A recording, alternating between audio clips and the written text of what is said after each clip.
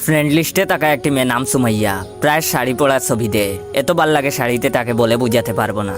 কিন্তু তার সব শাড়ি পরা ছবির ক্যাপশনে লেখা আম্মুর শাড়ি। আমি একদিন তার কাছে ইনবক্সে জানতে চাইলাম, সব সময় আম্মুর শাড়ি পরো কেন? মেয়েটি উত্তর দিল, আমার কোনো শাড়ি নেই, তাই আম্মুর শাড়ি পরি।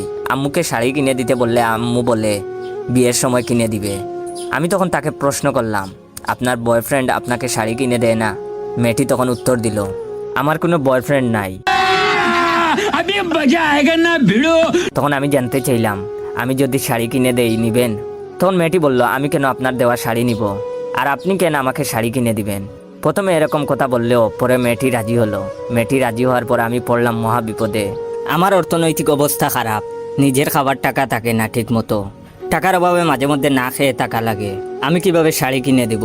বহু কষ্টে ধার দেনা করে মেয়েটিকে একটা শাড়ি কিনে দিলাম। আজ সকালে মেয়েটি আমার দেওয়া শাড়ি পরার পর ছবি ফেসবুকে পোস্ট করে ক্যাপশনে লিখেছে আম্মুর শাড়ি। তো এখন অনেকে জানতে চাইবেন সুমাইয়া কেন আমার দেওয়া শাড়িটা আম্মুর শাড়ি বলল। তার কারণ অনেকে বুঝতে পারছেন, আর যারা বুঝতে পারেন নাই তারা তাদের ফ্রেন্ড লিস্টে থাকা সুমাইয়াকে মেনশন করে জিজ্ঞাসা করুন, অবশ্যই উত্তরটা পাবেন।